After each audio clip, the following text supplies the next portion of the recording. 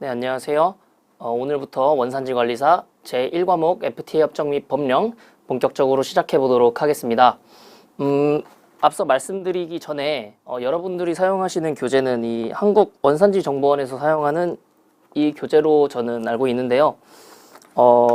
지금 저작권 문제 때문에 제가 이 교재를 그대로 화면으로 송출할 수 없기 때문에 제가 내용을 조금 각색해서 PPT 자료를 만들어서 앞으로 수업을 진행할 예정입니다. 내용 같은 경우에는 그대로 넣었기 때문에 뭐 크게 헷갈리실 일은 없을 텐데요. 제가 이거를 넣다가 좀 오타가 있거나 아니면 조금 책과 다른 부분이 있을 수 있는데 그런 부분 같은 경우에는 책의 내용이 맞다라는 점 미리 알고 가시면 될 것 같습니다. 자, 먼저 책의 앞부분 목차부터 보고 넘어가도록 하겠습니다. 이 FTA 협정 및 법령이라는 과목이 어떤 내용으로 이루어져 있는지에 대해서 한번 알아보도록 하겠습니다. 챕터 1에서는 FTA의 개요에 대해서 먼저 알아볼 예정입니다. 자, FTA가 어떤 것을 의미하고 또 우리나라가 여태까지 어떤 국가들과 FTA를 체결했는지 또 FTA는 어떤 특징이 있는지와 같이 FTA 전반적인 내용에 대해서 공부하게 되겠고요. 또 FTA를 적용하기 위해서는 어떤 조건을 갖추어야 하는지에 대해서 이 파트 3에서 다루어 볼 예정입니다. 그 다음 챕터 2입니다. FTA 관세법 총칙입니다. 챕터 1에서는 FTA의 전반적인 내용에 대해서 공부한다고 하시면 이 챕터 2부터는 우리나라 국내법에 있는 내용을 공부하게 되겠고요. 또 우리나라가 체결한 각종 FTA 협정에 대해서 공부하게 되겠습니다. 이 FTA 관세법이라는 것은 자유무역협정의 이행을 위한 관세에 관한 특례법이라고 하는데요. 우리나라에서 FTA를 효율적으로 활용하기 위해서 국내에 입법된 법이라고 생각하시면 되겠습니다. 따라서 챕터 1은 단순히 FTA와 관련된 내용을 공부하게 되겠고요. 챕터 2 이하에서는 FTA 관세법과 관련된 내용을 모두 공부하게 될 텐데요. 챕터 2는 그 중에 총칙만 다루게 되겠습니다.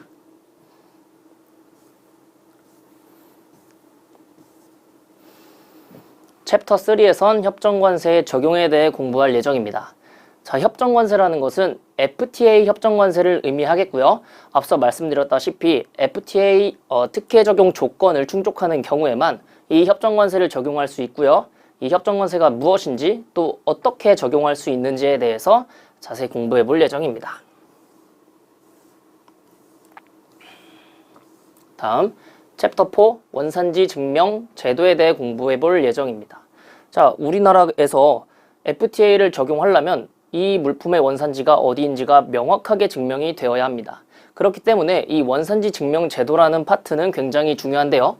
이 파트 1에서는 원산지를 증명하기 위해서 어떠한 서류들이 있는지에 대해 알아볼 예정입니다. 또한 우리나라가 여태껏 체결한 22개의 협정에서 원산지 증명서를 어떻게 발행할 수 있는지에 대해서 파트 2에서 공부해 볼 예정이고요. 이 원산지 증명서는 발급 방식이 두 가지로 구분됩니다. 기관이 발급하는 기관 발급과 제약 당사국의 생산자, 수출자, 수입자 중 한 당사자가 발행하는 자율 발급 이 두 가지로 나뉘는데요. 파트 3에서는 기관 발급에 대해 공부할 예정이고요. 파트 4에선 자율 발급에 대해 공부해 볼 예정입니다. 자, 다음 파트 5는 원산지 확인서에 대해 공부해 볼 예정입니다. 원산지 확인서에 대해서 잠깐 짚고 넘어가도록 하겠습니다. 외국에 있는 수입자가 우리나라에 있는 수출자에게 물품을 수입합니다. 이때 이 수입자는 FTA 협정관세를 적용받기 위해서 이 수출자에게 뭘 요구할까요? 바로 원산지 증명서를 요구하게 됩니다. 이 원산지 증명서를 수입국 세관에 제출해서 협정관세를 적용받게 되는데요. 만약에 이 수출자가 이 수출 물품을 직접 생산해서 이 물품의 원가, 자료나 뭐 어떤 투입되는 원재료 정보에 대해서 모두 알고 있으면 그냥 이 수출자가 원산지를 판정해서 원산지 증명서를 발급하면 되겠습니다. 자, 그런데 수출자가 이 물품을 만들지 않고 제3자인 생산자로부터 완제품을 사오는 경우가 있습니다. 자, 완제품을 사오는 경우에는 이 수출자는 이 물품에 뭐가 투입이 되고 또 이 물품들의 원재료가 어디인지 또 그 재료들의 원산지가 어디인지와 같은 정보를 아예 모르기 때문에 이 물품의 원산지가 우리나라다 라는 점을 판정을 할 수 없겠습니다. 그래서 이 생산자는 그러한 정보들을 토대로 원산지 확인서를 발급하게 되겠고요. 이 원산지 확인서를 토대로 수출자는 원산지 증명서를 발급할 수 있는 형태다라고 이해를 해주시면 될 것 같습니다. 자, 파트 6에서는요, 국내 제조 확인서에 대해서 공부해 볼 예정인데요. 이 국내 제조 확인서는 원산지 확인서와 동일합니다. 다만 이 원산지 확인서는 이 물품의 원산지가 우리나라다라는 점을 확인하는 서류가 되겠고요. 국내 제조 확인서는 이 물품의 원산지가 우리나라는 아니지만 우리나라에서 제조가 이루어졌다라는 사실만을 증명하는 서류라고 보시면 되겠습니다. 파트 6에서는 원산지 증빙 서류의 보관 및 제출에 대해서 공부해 볼 예정인데요.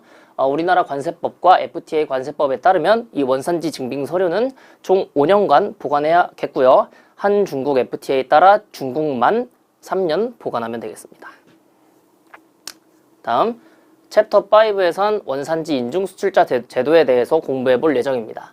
자, 원산지 인증 수출자라는 제도는 우리나라에서 FTA를 효율적으로 활용하기 위해서 또 전 세계적으로도 FTA를 효율적으로 활용하기 위해서 이 원산지와 관련돼서 국가의 인증을 받을 수 있도록 한 제도입니다.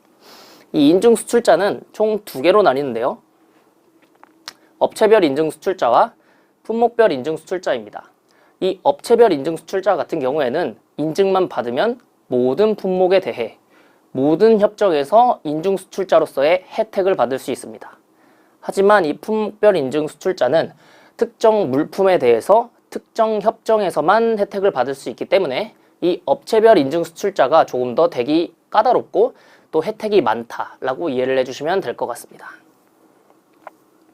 다음 원산지 조사는 이 FTA에 있어서 굉장히 중요한데요. 예를 들어서 우리나라에 있는 수입자가 물품을 장기간 수입해서 약 50억 원의 이 FTA 실익을 봤다고 하겠습니다.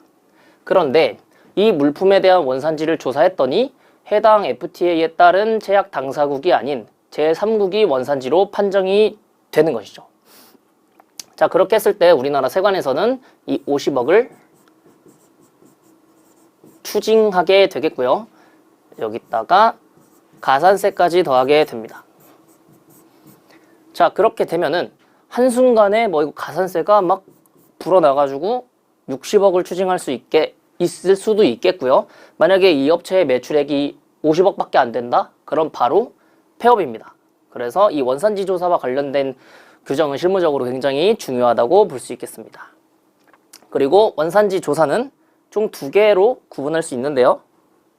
첫 번째는 우리나라에서 외국으로 수출한 물품에 대해서 이 제3국에서 우리나라로 원산지 조사를 요청하는 경우입니다. 두 번째는 우리나라가 수입한 물품에 대해 우리나라에서 제3국으로 원산지 조사를 요청하는 경우, 이렇게 2가지로 구분할 수 있겠고요. 파트 2와 파트 3에서 각각 방법에 대해 공부해 볼 예정입니다. 원산지 사전 심사입니다. 자, FTA를 활용함에 있어서 원산지가 가장 중요합니다. 따라서 이 원산지가 애매모호한 경우에는 이렇게 원산지 사전 심사와 같은 제도를 활용하게 되겠는데요. 이 원산지 사전 심사는 우리나라에서 물품을 수출하기 전이나 우리나라에 물품을 수입하기 전에 우리나라 관세 당국에 이 물품의 원산지가 어디인지 확인해 주십시오 하고서 심사를 받는 제도가 되겠습니다. 다음 불복 신청입니다. 자, 아까와 같이 원산지 조사를 통해서 50억의 추징금을 부과받았다 하면은 이거 그냥 낼 수는 없잖아요.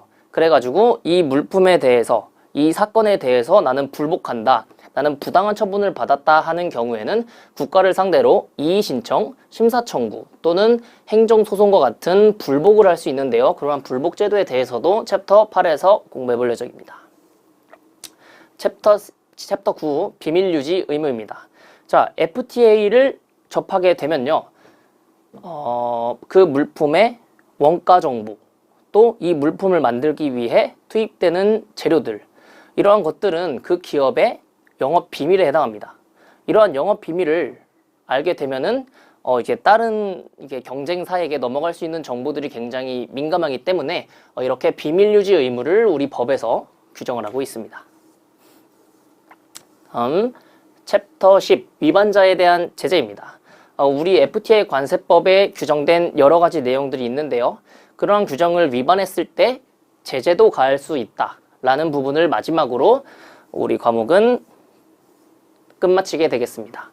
자, 이렇게 여러분이 큰 그림을 그려가면서 공부를 시작해 주시면 될 것 같습니다. 챕터 1 FTA 개요부터 시작하도록 하겠습니다.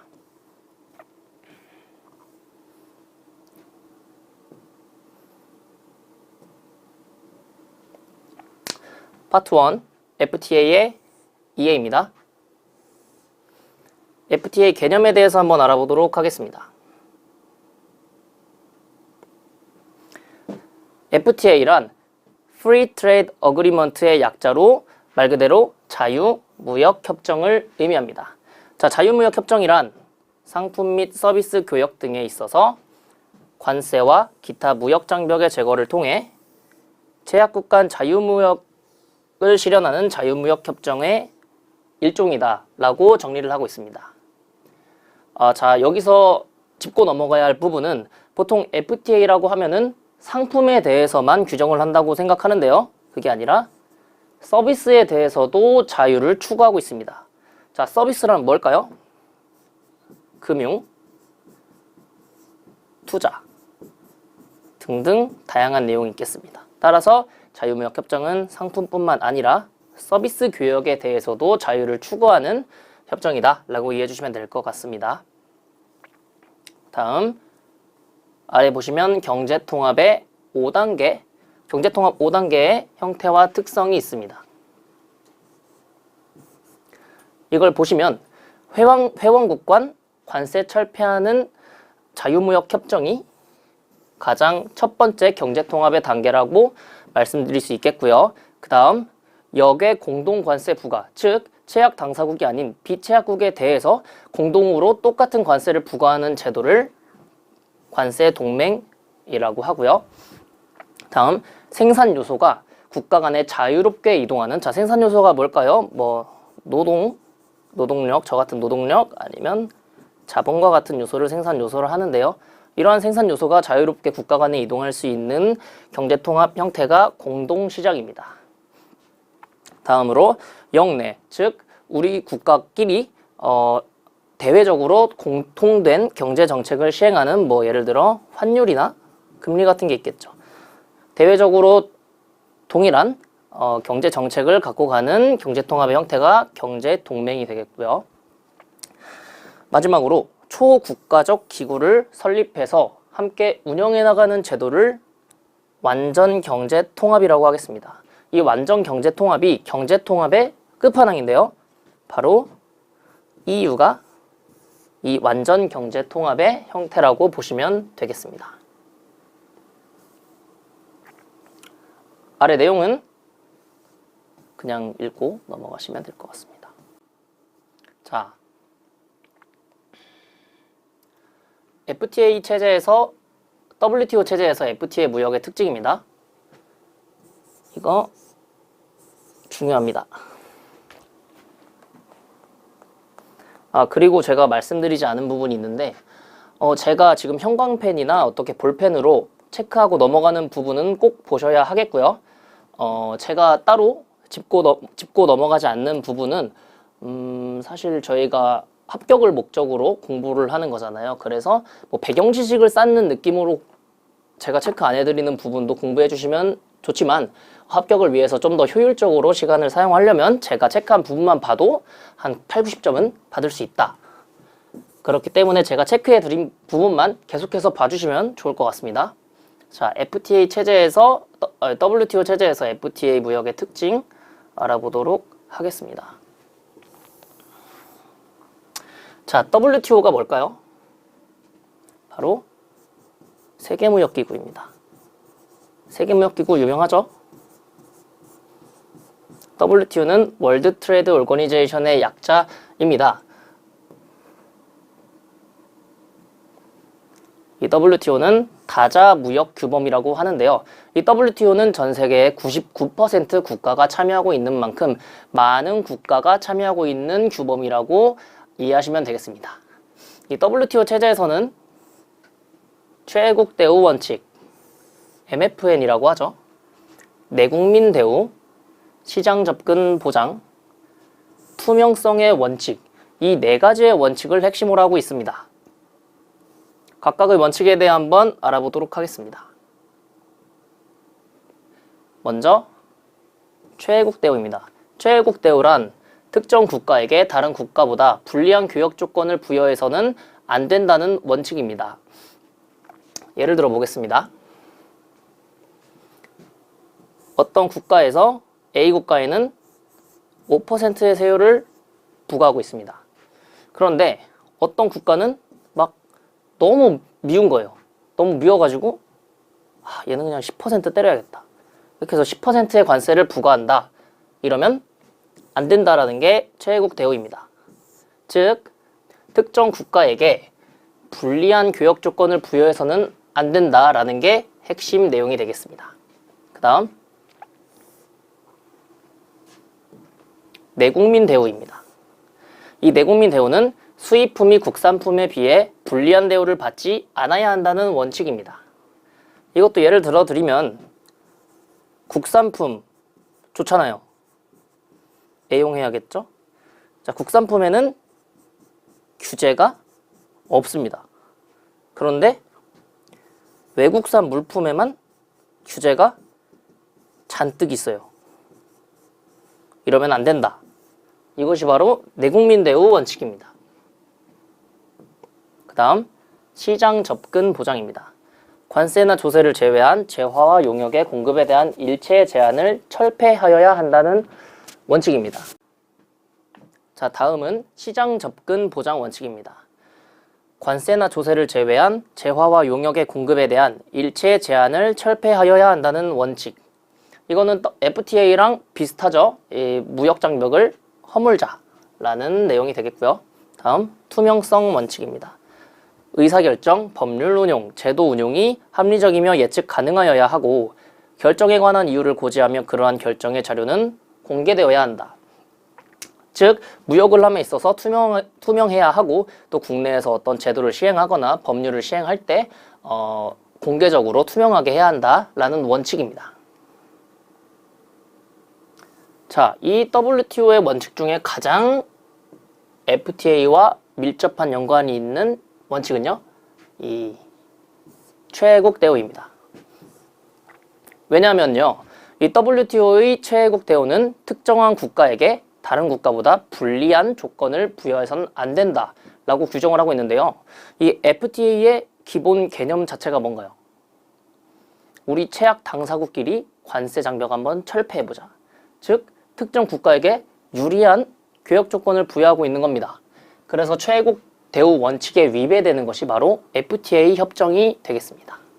여기 보시면 자, 이 무역 협정은 배타적 특혜를 부여하게 되고 배제하고 규정한 원칙과 배치되기 때문이다. 이 내용도 가져가시면 될 것 같고요. 우리 WTO 체제 안에서 이러한 모순적인 부분을 타파하고자 이 가트 24조의 예외 조항을 두고 있는데요. 이 가트는 WTO의 전신이라고 할 수 있는 무역과 관련된 국제 협약이다라고 이해해 주시면 될 것 같습니다.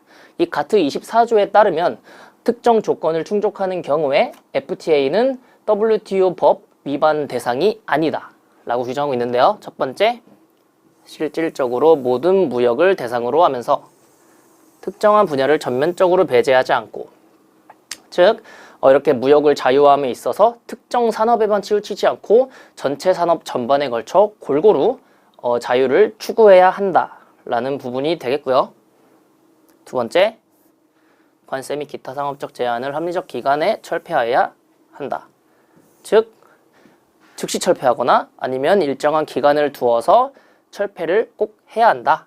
그 다음 세 번째, 여개국에 대한 관세 및 기타 상업적 제한 등이 협정 체결 전보다 더 후퇴하지 않는 것인데요. 여기서 여개국이란 당연히 해당 체약의 비당사국이 되겠죠. 자, 예를 들어서 우리나라에서 어떤 국가에 5%의 관세를 부과하고 있었습니다. 그런데 우리나라가 어떤 국가와 FTA를 체결하게 되었어요. 근데 이 FTA에 따른 세율이 뭐 6%가 된 겁니다. 그러니까 이 제3국이 막 요구를 하는 거예요. 너 이거보다는 좀 낮춰줘라. 그런데 그러기 싫으니까 이거를 뭐 막 8%로 올린다? 그렇게 하면 안 된다. 라는 겁니다.